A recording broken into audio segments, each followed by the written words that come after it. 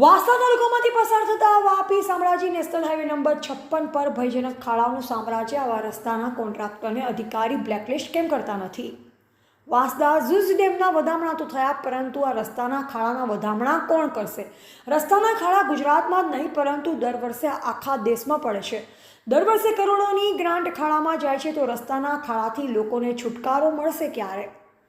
National highway ઓથોરિટીના અધિકારીઓ અને નેતાઓ જરા ઉનાઈથી વાંસદા સુધી ઓટો રિક્ષામાં આંટો મારો તો ખબર પડે કે આમ જનતાની કમર કેવી તૂટે છે।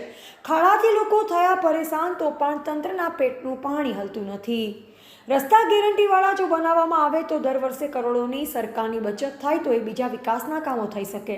વાંસદા તાલુકામાંથી પસાર થતો વાપી શામળાજી માર્ગ 24 કલાક ધમધમતાને, જેના પર નાના મોટા અનેક વાહનોની મોટા પ્રમાણમાં અવરજવર થાય છે, તેવા Vapi Shamlaji national highway number 56 પર ઉનાઈથી વાંસદા તરફ જતા મુખ્ય માર્ગ પર ચોમાસા દરમિયાન ઊંડા અને જોખમી ખાડા જોવા મળી રહ્યા છે, જેનાથી વાહન ચાલકો અનેક પરેશાનો ભોગવી રહ્યા છે। ત્યારે હજુ સુધી હાઈવે ઓથોરિટીના અધિકારીઓના ધ્યાનમાં આ જોખમી ખાડા આવ્યા નથી હોય તેમ એકંદરે પ્રતીત થઈ રહ્યું છે।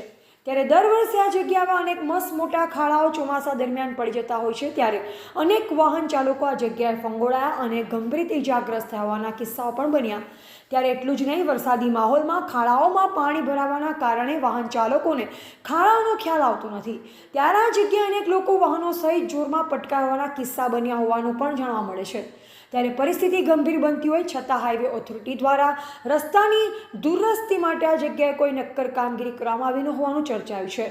હાલમાં પણ વરસાદી માહોલમાં જોખમી ખાડા જોવા મળી રહ્યા છે, ત્યારે સ્થાનિક લોકો દ્વારા સલામતી માટે આ ખાડામાં રેતી કે કપચી ભરેલ બેગો નાખી કે વનસ્પતિની ડાળીઓ નાખી વાહન ચાલકોને બચાવવાના પ્રાથમિક પ્રયાસો કરવામાં આવી રહ્યા હોવાનું જોવા મળે છે। ત્યારે જવાબદાર તંત્ર સામે સ્થાનિક લોકોમાં રોષની લાગણી જોવા મળી રહી છે, અને જવાબદાર તંત્ર દ્વારા બાબતે કોઈ નક્કર કામગીરી હાથ આવશે કે પછી કોઈ જીવલેણ અકસ્માતની રાહ જોવાઈ રહી છે, તેવું લોકમુખે ચર્ચાઈ રહ્યું છે। ટીવીટી ન્યૂઝ નેટવર્ક સાથે રિપોર્ટર રસીદ ભાણા, નવસારી।